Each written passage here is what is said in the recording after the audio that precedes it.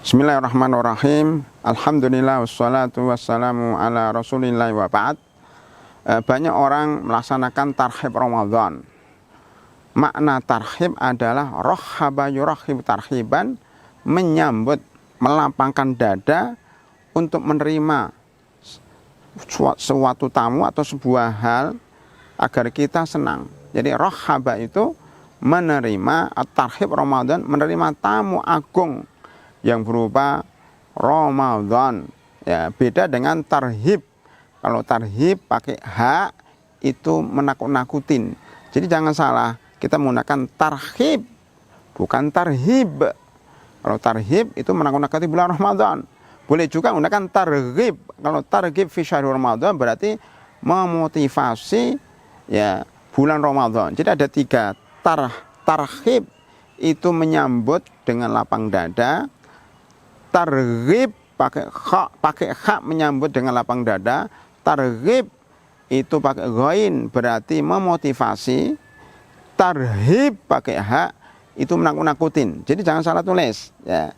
Nah, di dalam menyambut bulan Ramadan ini para ulama dahulu ketika menyambut tamu yang agung itu ada panitia persiapan menyambut tamu yang agung itu dibentuk setengah tahun sebelum datangnya bulan Ramadan, sehingga persiapannya benar-benar matang. Kalau kita kadang-kadang tarhibnya sebulan sebelum Ramadan, bahkan setengah bulan, bahkan ada yang 3 hari sebelum Ramadan, baru ada namanya tarhib. Tentunya persiapannya apa adanya.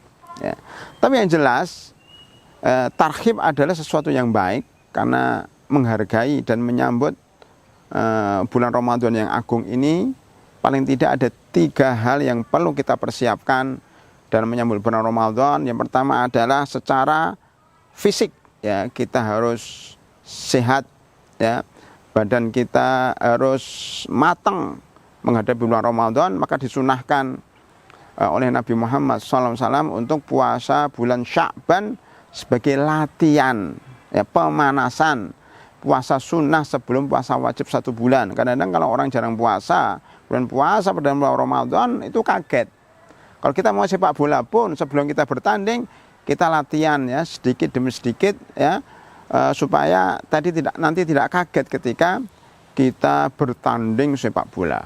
Salah satu latihan adalah berpuasa pada bulan Sya'ban. Tetapi latihan menuju bulan Ramadan jangan terlalu capek. Oleh karena itu puasa bulan Sya'ban itu disunahkan hanya sampai tanggal 15 sebagaimana di dalam hadis Ibnu Abbas. Tetapi juga boleh ya, puasa 20 hari atau 25 hari. Yang penting jangan sampai puasanya penuh, jangan sampai puasanya nabrak pada bulan Ramadan.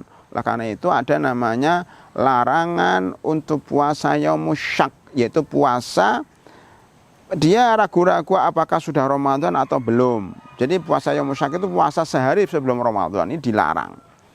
Paling baik adalah kita berhenti puasa bulan Sya'ban sebelum datangnya bulan Ramadan, agar perut kita, agar fisik kita kuat nanti di dalam menghadapi bulan Ramadan. Ya, itu secara fisik dari sisi badan. Adapun secara fisik dari sisi lingkungan, yang kita diperintahkan untuk membersihkan rumah kita, membersihkan badan kita, ya, untuk menyambut bulan Ramadan. Ya, ada suatu kebiasaan yang sebenarnya bagus, cuma perlu lebih didalami lagi, yaitu kebiasaan mandi sebelum bulan Ramadan. Ya, di kampung kami disebut dengan padusan, yaitu mandi di kolam renang, ya, untuk menyambut bulan Ramadan. Ini adalah kebiasaan dan adat istiadat masyarakat. Tidak boleh kemudian kita niatkan itu sebagai ritual ibadah.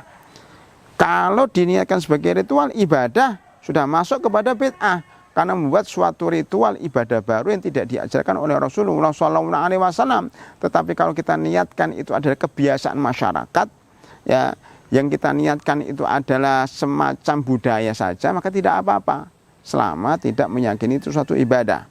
Begitu juga kebiasaan masyarakat di Mesir itu membuat lampu-lampu yang bergambar masjid pada bulan Ramadan, sehingga masjid-masjid semarak, kemudian jalan-jalan semarak persis kayak 17 Agustus lah ya. Masuk kita 17 Agustus masang bendera, masang umbul-umbul di mana-mana untuk menyemarakkan 17 Agustus, mestinya Ramadan harus lebih semarak lagi. Kita pasang umbul-umbul bulan Ramadan, kita pasang lampu-lampu yang menarik pada bulan Ramadan, supaya masyarakat ini tahu bahwa ini bulan Ramadan, supaya masyarakat terkondisi dengan bulan Ramadan ini. Maka mensyiarkan bulan Ramadan itu disunahkan, makanya sholat taraweh itu disunahkan pada bulan Ramadan, tapi tidak disunahkan pada Senin bulan Ramadan. Sholat tarawih itu berjamaah.